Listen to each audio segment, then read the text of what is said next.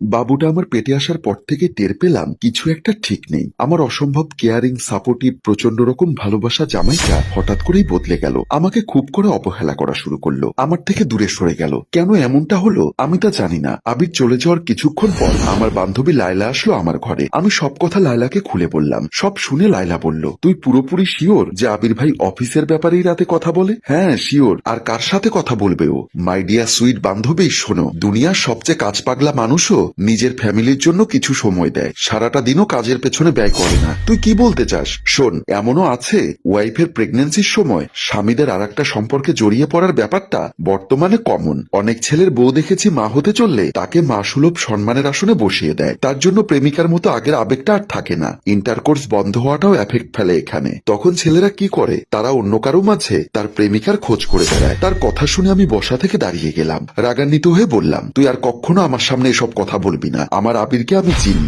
লায়লা কিছুটা রাগান্বিত হয়ে উঠে চলে যাওয়ার সময় বলল, তোকে হার্ট করার জন্য সরি, কিন্তু এটাই ফ্যাক্ট। তুই নিজে একটু চোখ কান খোলা রাখ, সব জানতে পারবি। এ কথা বলে লায়লা চলে গেল। রাতের বেলা আবির ঘরে এলে আমি সরাসরি জিজ্ঞাসা করলাম, কি ব্যাপার বলো তো আবির? আজকে আমাকে সত্যটা বলবে। তুমি কি আমাকে আর ভালোবাসো না? আমি প্রেগনেন্ট হয়ে কি খুব বেশি অপরাধ করে ফেলেছি? আবির আমার দিকে অবাক হয়ে তাকিয়ে বলল, না। এমন কেন বলছো? তাহলে তুমি আমাকে এড়িয়ে চলছো কেন? কেন আমার সাথে একটুও ভালো মতো কথা বলছো না? আমাকে কি আর পছন্দ না তোমার? তাহলে বলো, আমি চলে যাই। এসব অবহেলা আমি আর নিতে পারছি না। আবির আমার কথা শুনে চুপ করে রইল। আমি খুব চেষ্টা করছিলাম কান্না না করার, পারলাম না। আমার সবটুকু ক্ষোভ চোখের পানি হয়ে ঝরতে লাগলো। হঠাৎ আবির আমাকে জড়িয়ে ধরলো, বলল, তোমাকে নিজের অজান্তেই অনেক কষ্ট দিয়ে ফেলেছি, প্রমিস আর এমনটা হবে না। পরদিন আবির চলে যাওয়ার কিছুক্ষণ পর বাসায় কলিং বেল বাজলো। এমন সময় সাধারণত বাসায় কেউ আসে না। আমি দরজা খুললাম দুশ্চিন্তা নিয়ে, আর খুলেই ভীষণ অবাক হয়ে গেলাম। আমি আবিরকে পালিয়ে বিয়ে করেছি 6 বছর। এই 6 বছরে মা বাবার মুখ দেখা হয়নি। আমি জিজ্ঞাসা করলাম, এই বাড়ির ঠিকানা কই পেলে মা?